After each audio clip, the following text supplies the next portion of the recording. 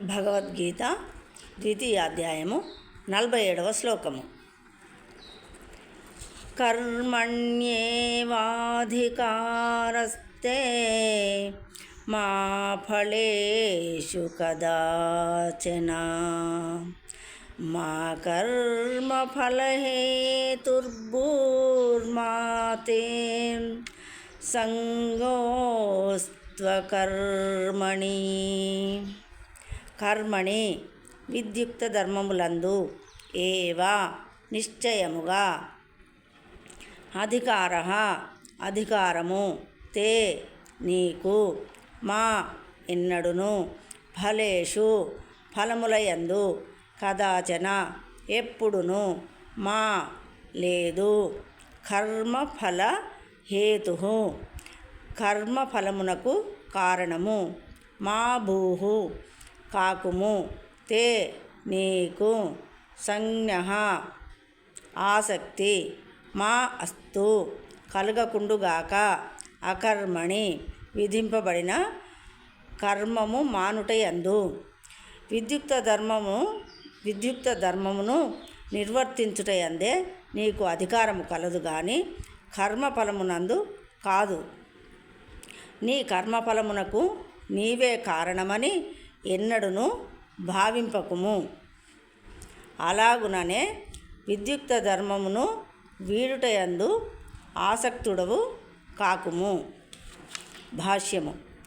కర్మలు 3 రకములు: విద్యుక్త ధర్మములు, దుష్కర్మలు, అకర్మలు. మానవుని భౌతిక గుణ స్వభావమును అనుసరించి విధింపబడిన కర్మలు విద్యుక్త ధర్మములు. ప్రామాణిక గ్రంథములు అంగీకరింపని కర్మలు దుష్కర్మలుగా పిలువబడును. అకర్మ అనగా విద్యుక్త ధర్మమును చేయకుండుట. ఇక్కడ భగవానుడు అర్జునునికి కర్మ చేయకుండా ఉండరాదనియు మరియు ఫలమునందు ఆసక్తి లేకుండా విద్యుక్త ధర్మమును విధిగా నిర్వర్తింపవలెననియు ఆదేశించెను. కర్మఫలములయందు ఆసక్తిని కలిగి ఉండువాడు అట్టి కర్మమునకు కూడా కారణమగును. ఇట్లు అతడు అట్టి కర్మల ఫలితముల వలన సుఖపడువాడో లేక దుఃఖపడువాడో యగుచున్నాడు. విద్యుక్త ధర్మములను నిత్య కర్మలు, అత్యవసర కర్మలు, కామ్యకర్మలని 3 విధములుగా భావింపవచ్చును.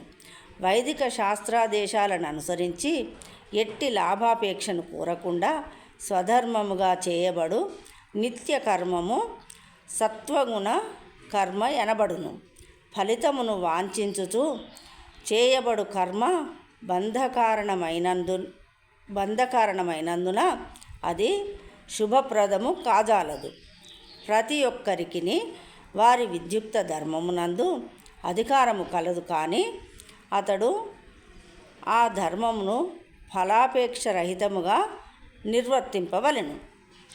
అట్టి ఫలాపేక్ష రహితమైన విద్యుక్త ధర్మపాలనము మానవుని నిస్సందేహముగా ముక్తి మార్గము వైపుకు నడిపించును. కనుకనే ఫలాసక్తి లేకుండా స్వధర్మముగా భావించి యుద్ధమును చేయమని భగవానుడు అర్జునునికి బోధించి ఉండెను. యుద్ధమున పాల్గొనకుండుట కూడా మరొక విధమైన ఆసక్తియే యగును.